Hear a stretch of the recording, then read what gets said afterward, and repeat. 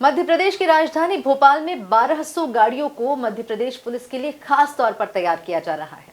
ऐसा इसलिए क्योंकि 15 अगस्त से एमपी पुलिस डायल 100 की जगह इमरजेंसी नंबर डायल 112 अपनाने जा रही है। वहीं अब इस पर सियासत रफ्तार पकड़ रही है।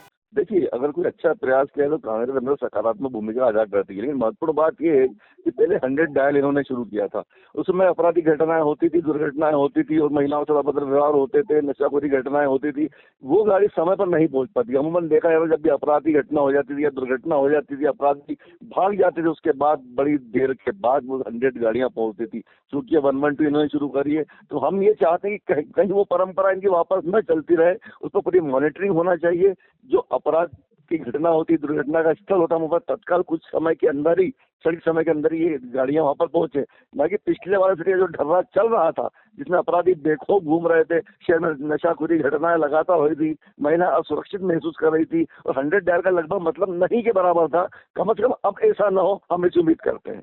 देखिए, इस समय ये समझा जाए कि पूरा मध्य प्रदेश की बात करें तो मध्य प्रदेश अपराधियों की शरणस्थली एक गढ़ बनता जा रहा है। आप हम इंदौर शहर की बातें करें, आप देखें लगातार नशाखोरी की घटनाएं हो रही है। ड्रग माफिया, ड्रग पेडलर लगातार सक्रिय है। खुलेआम नशाखोरी घटना हो रही, अपराधी बेखौफ है, चोर उचक्के डकैत लगातार शहर में भ्रमण कर रहे हैं। आप देखिए, लगातार चोरी घटना हो रही है, लोगों पे हमले हो रहे हैं, महिलाएं असुरक्षित महसूस कर रही प्रदेश की। क्योंकि कानून व्यवस्था का तो एक जो कहा जाता है, एक लचर कानून व्यवस्था हो रही प्रदेश की। हम फिर उम्मीद करते हैं, देखिए मैं हिसाब से हम नकारात्मक राजनीति कतई के नहीं करते। अगर आपने 112 शुरू करी है तो हम ये चाहेंगे कि जिस तरह पिछले तरह जो ढर्रा चल रहा था, अपराधी बेखौफ थे, अपराध होने के बाद भी गाड़ियां नहीं पहुंचती थी, कानून व्यवस्था लचर थी, कानून व्यवस्था और पुलिस उसके सामने अपराधी के सामने बेबस थे, वो कम से कम अब ना हो। प्रदेश की कानून व्यवस्था सुधरे, महिला सुरक्षित रहे, आम जनता सुरक्षित रहे।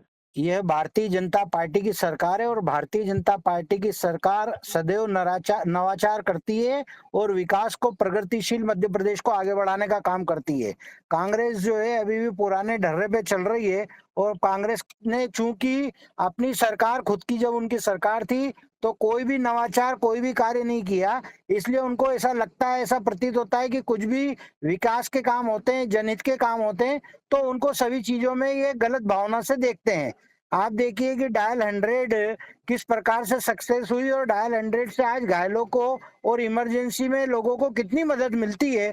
हम लगातार उसके लिए प्रयास कर रहे हैं। मध्य प्रदेश की भारतीय जनता पार्टी की सरकार लगातार नवाचार कर रही है और उसको जनहितैषी फैसलों से जनता को भारी जो है फायदा हो रहा है। पर मुझे लगता है कि जब जनता जनहितैषी योजनाएं बनती है और जनता का भला होता है तो कांग्रेस के पेट में बड़े मरोड़ उठने लगते हैं, कांग्रेस को बड़ी तकलीफ होने लगती है और उसको हर चीज में कमी नजर आती है। आज आप आम जनता से पूछिए कि डायल 100 का कितना अच्छा बेनिफिट उनको मिलता है, कितनी इमरजेंसी सेवाओं में लोग उसका जो है लाभ लेते हैं।